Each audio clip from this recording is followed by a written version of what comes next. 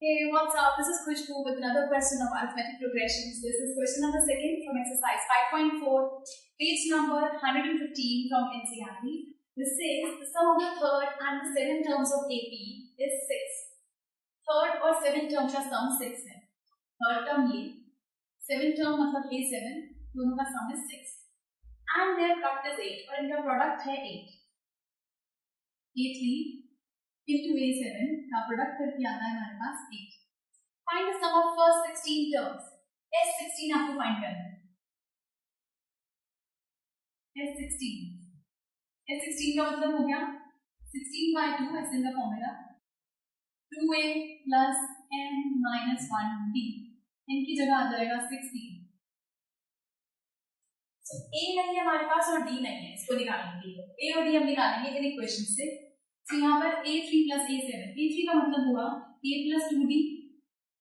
A7 का मतलब हुआ A plus 6D is equal to 6. A plus A means 2A. 2D plus 6D means A3 is equal to 6. यहाँ से common है इनमें 2, तो अंदर बचा A plus यहाँ से 2 निकल गया तो बचा 4D is equal to 6.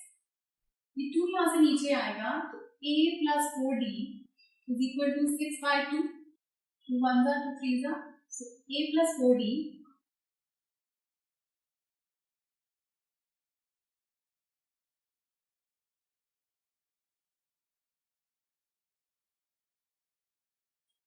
so next A3 and A7 इनका product A3 is A plus 2D. A7 का मतलब A plus 6D is equal to 8. So A plus 2D और A plus 6D इसको मल्टीप्लाई करते हैं तो हमारे पास आएगा A को A plus 6D से प्लस 2D को भी A plus 6D से is equal to 8. A into A is A square plus 6AD. ये जब इससे मल्टीप्लाई हुआ प्लस 2 into AD 2 6 are 12 और D into D किया तो D square is equal to 8.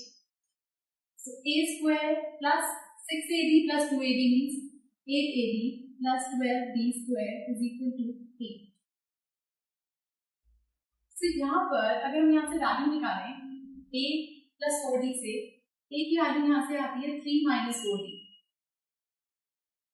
इस A की वैल्यू को अगर हम यहाँ पुट कर दें तो क्या बनेगा 3 minus 4D A की जगह पर होल स्क्वायर प्लस 8 A की जगह पर 3 minus 4D वहाँ D plus 12D square is equal to 8. A minus B whole square की आइडेंटिटी है ये बनेगा A square plus B square minus 2 into A into B. कभी भी होल स्क्वायर पे हो हमेशा आइडेंटिटी ही लगेगी उस पर. 8 into 3 is 24. 8 into 4 is 32D. Sign negative का प्लस 34D और बाहर से आपने कहा इसमें D तो ये 24D से भी होगा तो यहाँ आएगा D और ये D square plus 12D square equal to 8. So यहाँ पे 3 स्क्वायर करके आया 9 प्लस 16D स्क्वायर माइनस 2 3 का 6 6 4 का 24D plus 24D minus 32D square plus 12D square plus minus इस माइनस ये आ गया हमारे पास 20D स्क्वायर इक्वल टू 8. तो ये दोनों वैल्यू यहाँ से कैंसिल हो गई. So 16D square minus 20D square करके आया minus 4D square plus 9 is equal to 8. So minus 4D square is equal to 8 minus 9.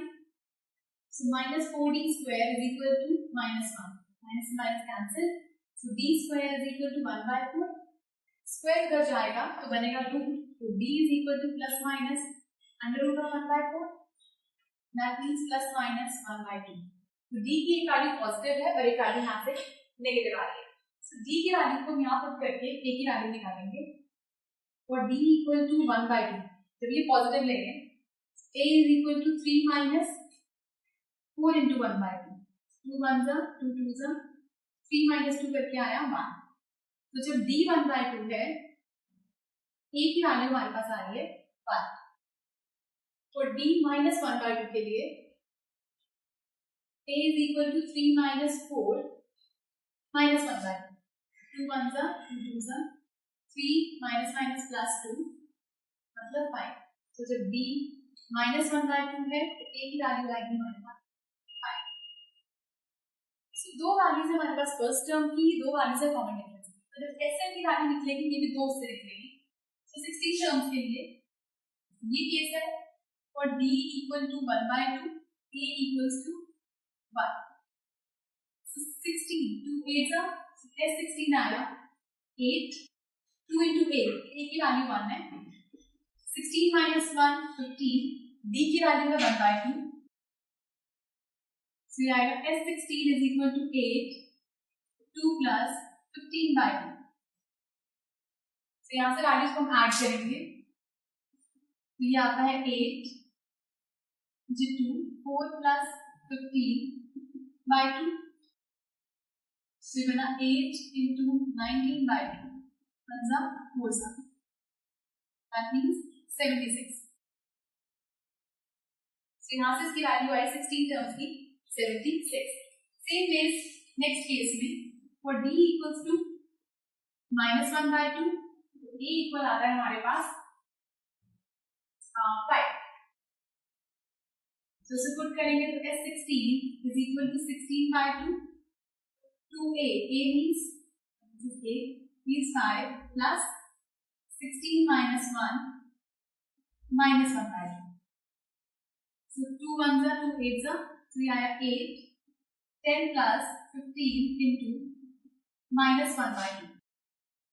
so ये आया 8 10 15/2 with negative sign 8 आया एलसीएम दिया आपने इसका तो 20 minus 15 एलसीएम लेके सॉल्व करेंगे इसको तो ये आया 8 into 20 minus 15 is 5/2 4 जा तो ये आ गया 20। तो यहाँ पे 16 टर्म्स का सम हमारे पास 76 आएगा या 20। आंसर्स आर 76 और 20। So this is the answer. So इस केस में क्वेश्चन में कैसे करना है, जैसे फर्स्ट लाइन बोली sum of first and second term, पहले हमने सम लिया फिर प्रोडक्ट बोला गया तो प्रोडक्ट लिया, लेकिन प्रोडक्ट लेने पर यहाँ से कोई वैल्यू नहीं बनी तो हमने एक वैल्यू निकाल के वहां सब्स्टिट्यूट करा, d की दो वैल्यूज आई, इसकी वजह से a की भी दो वैल्यूज आई, जिसकी वजह से 16 टर्म्स में सम की भी दो values. So this was second question from exercise 5.4 of NCERT. If you have any doubt, कोई क्वेश्चन आपको समझ नहीं आ रहा है, please do write to us. Space नीचे गिवन है उसमें लिखिए and watch the next video for some more questions. Goodbye.